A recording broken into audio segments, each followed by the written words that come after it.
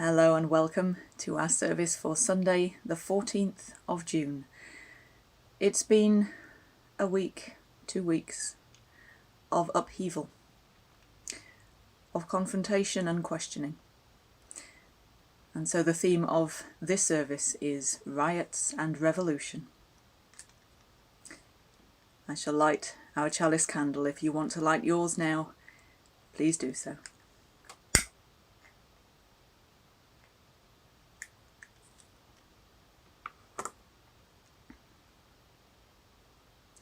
Throughout history, there are times of quiet and times of upheaval, times of so-called peace and times of so-called disorder, times of stillness and times of revolution. But the times of quiet, the times of peace, the times of stillness are often not times of justice and equality and righteousness, else we would not need the upheaval and disorder and revolution. They are times when those under the burden of injustice and oppression are being held down and silenced. But the anger and the hurt simmers underneath. And at the heart of those times of upheaval and revolution lies the call to justice. It is the responsibility of all of us to answer that call to justice, to examine our own lives and actions, challenge ourselves to identify the privilege and prejudice that lies within each of us, and find out what we can do as individuals and communities to answer that call to action. And we begin with worship.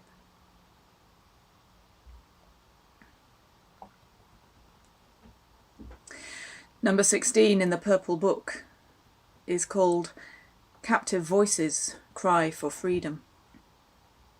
These are 3 of the verses. Captive voices cry for freedom. Arms pull bars that will not bend. Liberty, our priceless treasure, we will cherish and defend. Free our minds from narrow thinking. Free our hearts from prejudice. Fill our minds with hope and reason. Fill our hearts with joy and peace. Free from bigotry and anger. Free from ignorance and fear. Humankind, heed freedom's challenge. Speak, O love, and make us hear.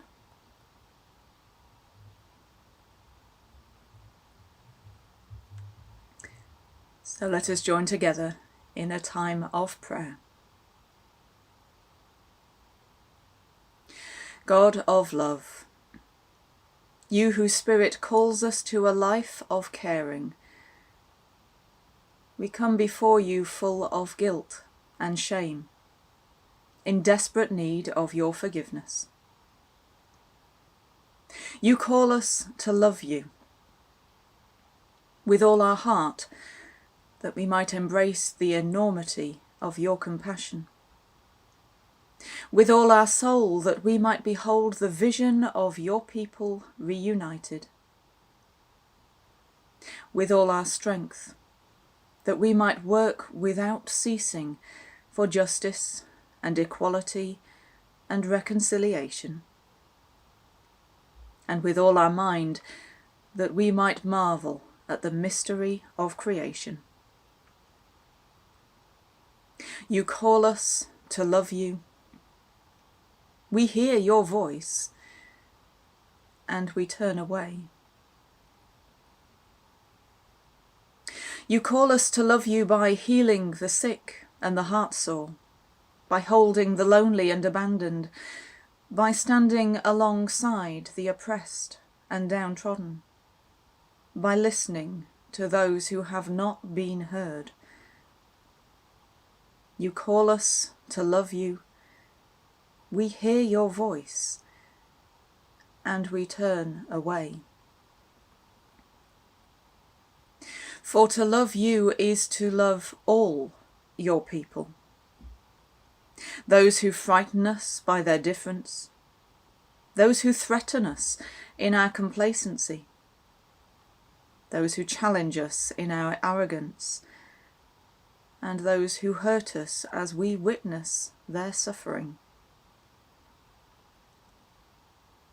We confess our pride, our insecurity, our self-absorption and irrational fear. All those times when we have walked by on the other side. Help us to see you in the faces of those around us, and help us to find the courage to love you by loving your people. For we long to be able to say with truth that we love you, our God, with all our heart, with all our soul, all our strength and all our mind, and that we love you, our neighbour, as much as we do ourselves. Amen.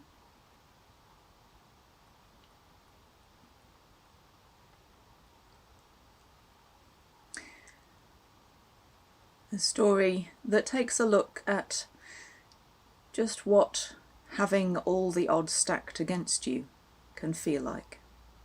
That's worth thinking about. It's by Faye Mogensen. It's called Sister Goose and the Foxes.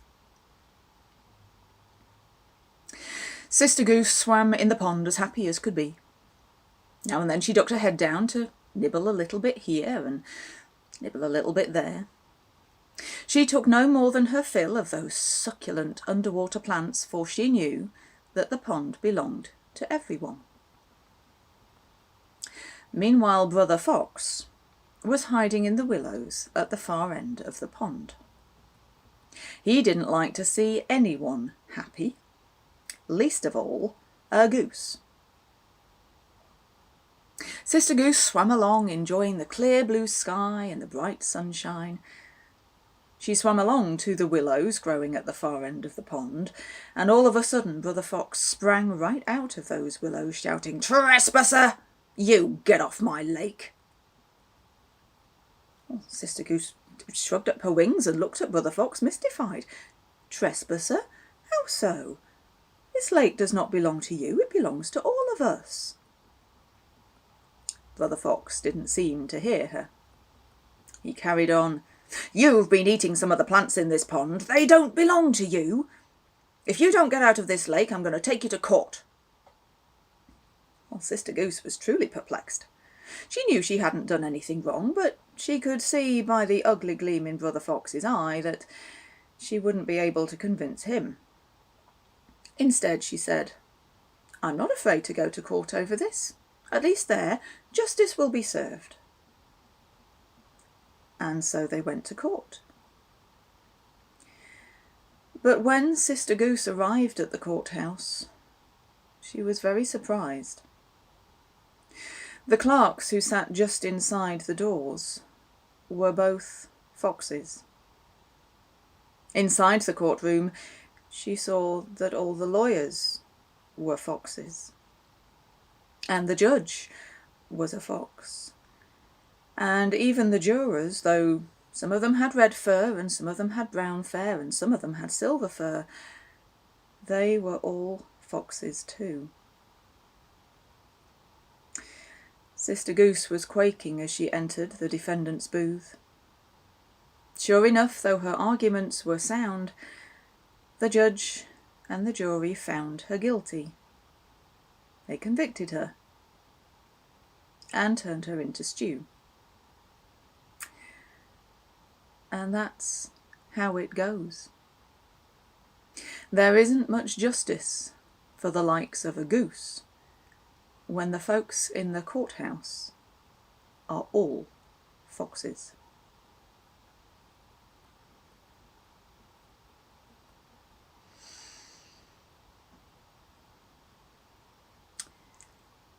there is a revolution underway. There is unrest on the streets of many countries at present, triggered by the murder of one black man, but fueled by centuries of oppression, of discrimination, of pain, of the knowledge that this was just one of many, many deaths. As a result of George Floyd being killed under the knee of a police officer, there have been marches, protests, numerous people taking the knee in recognition of the injustice that led to this event. And in Bristol just days ago, the statue of Colston was wrenched from its pedestal and flung into the harbour. Unsurprisingly, there has been much divided opinion and debate over the events in America, over the language used, over the validity of the protests in this country and others, over the relative importance of protesting injustice but protecting the population from COVID-19, over the priority of injustice against one group or another, Black Americans, Chinese Muslim Uyghur, or Native Americans. It leaves communities who once had quite a clear concept of justice and their role in it, asking questions of themselves, and having other questions asked of them, in particularly of our communities, which are unquestionably majority white and relatively well educated and financially secure. For justice covers a whole host of issues: race, class, wealth, gender. In the Inquirer this week, there's an article by the Reverend Daniel Costley, in which he speaks of William Ellery Channing. I quote his article here. William Ellery Channing, 1780 to 1842, was an American Unitarian minister who lived by the deeper understanding and guidance his faith gave him. Strongly Christian in approach and theology, Channing spent many years trying to avoid controversy and upset. His congregation would not support radical stands, particularly those taken against slavery. Yet Channing was transformed. By following his heart and his head, he recognized the error and the terror of slavery, and the overriding principles that love, freedom, and tolerance brought to the situation. He could see the unfairness. He could see slavery was counter to everything he believed in bringing the kingdom and God to the world. He recognized that by keeping silent in the face of oppression, he was allowing the injustice to continue.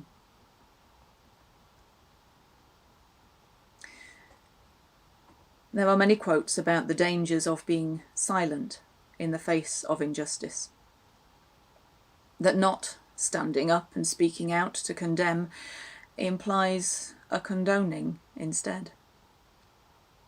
Like in the films, that phrase, "if you're not for me, you're against me," that generally leads to shootouts.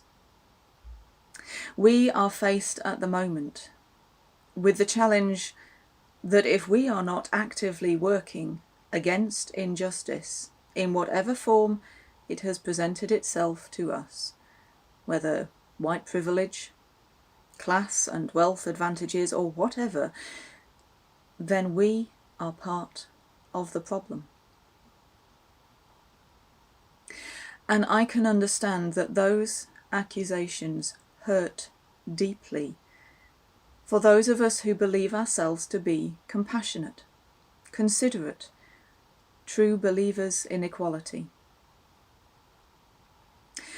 But what I have been painfully learning is that it is easy to speak of believing in equality when I am not at the raw end of the inequality. It is easy to speak of not being racist when my whole life has been cushioned by white privilege that I have done little to acknowledge and challenge in my own life. It is easy to speak of believing that no one should go hungry when I know that for myself I have a fridge and freezer and cupboards full of food and an income and savings that mean going hungry is purely an option for losing weight or doing a sponsored fast. It is not something that I have ever experienced with its true level of fear. I talk, preach even, about wanting to make the world a better place, but am uncomfortably aware that actions speak louder than words, and that my actions, in terms of radical social justice, are minimal at best.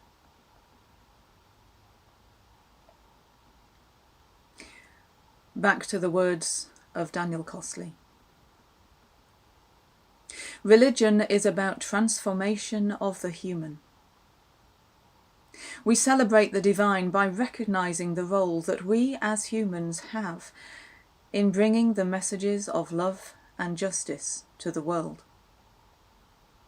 The difference between knowing something is wrong and taking an active role in helping to correct it can be wide.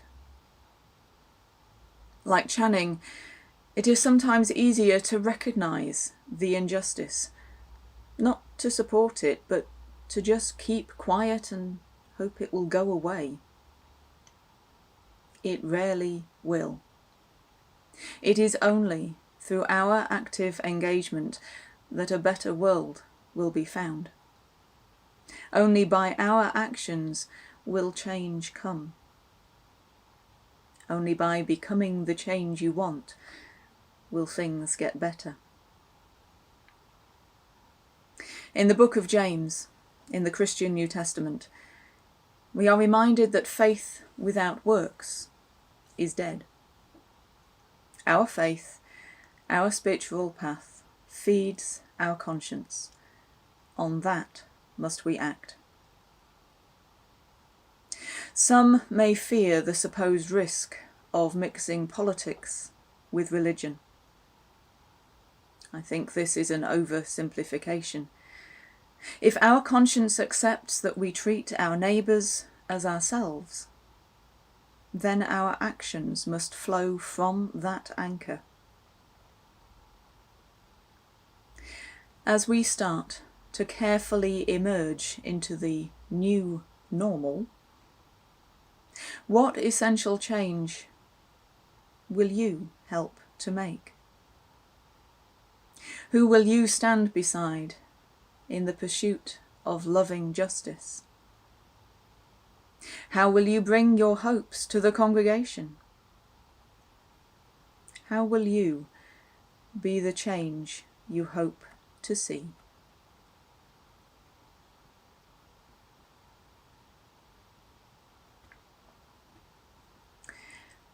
Back in November, I went on a writing course.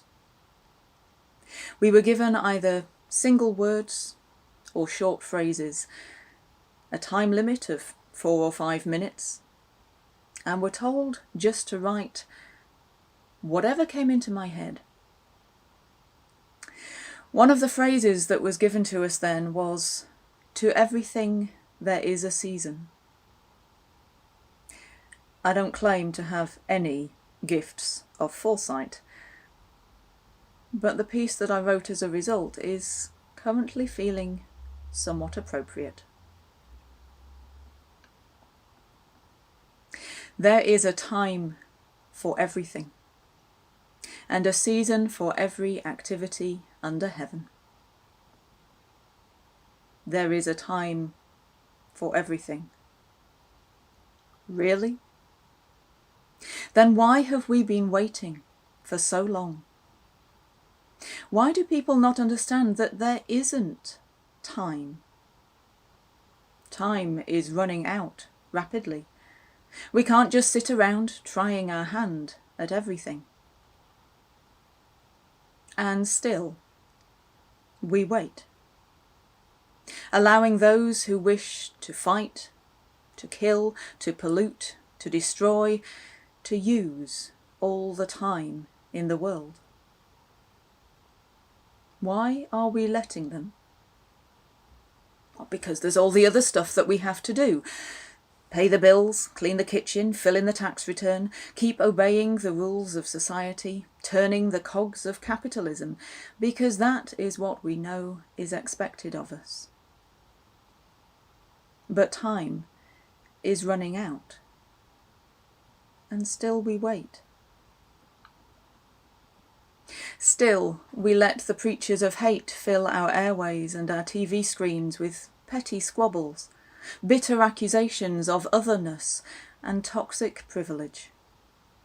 Still, we leave the children to rot in the refugee camps, and the men and women to slave in the factories and the offices.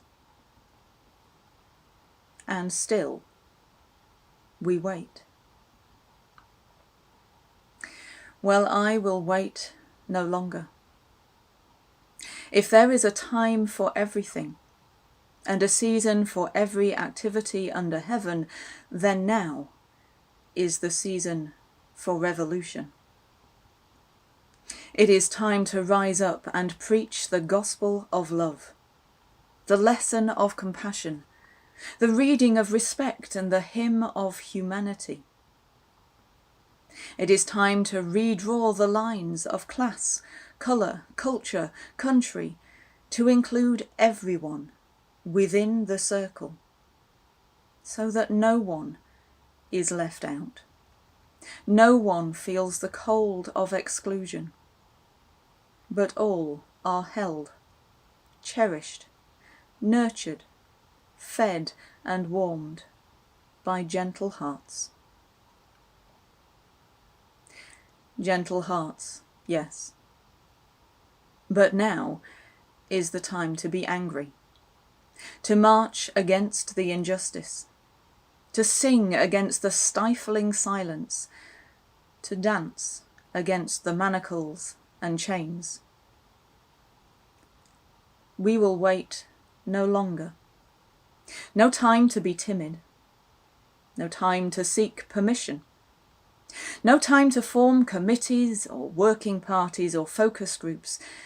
No time to write drafts for discussion, version 1, 2, 3, 100. If there is a season, if there is a time, then our time is now, and we must rise to claim it. We will wait no longer. This is the time of revolution, the revolution of love and justice. Strap on your boots and get marching, because this is the time.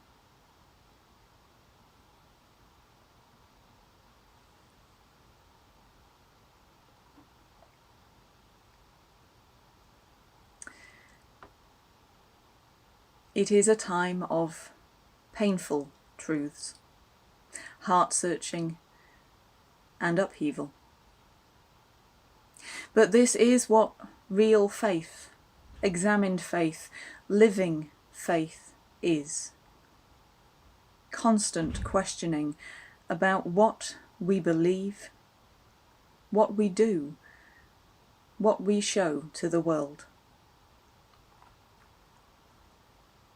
May we have the courage to challenge ourselves and not duck the difficult questions.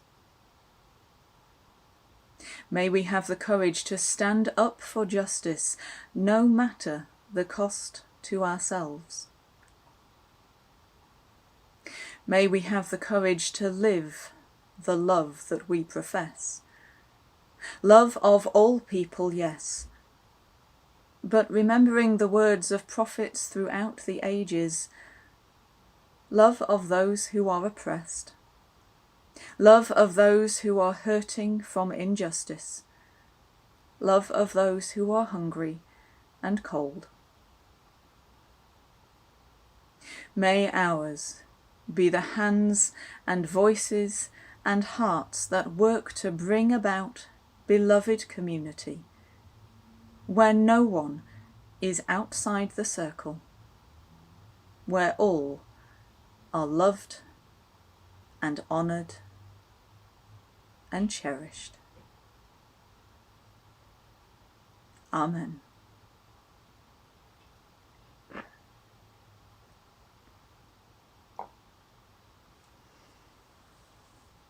And I will see you again, same time next week. Me in my home, you in yours, knowing that we are together in our hearts. Stay safe, stay strong, and know that you are loved.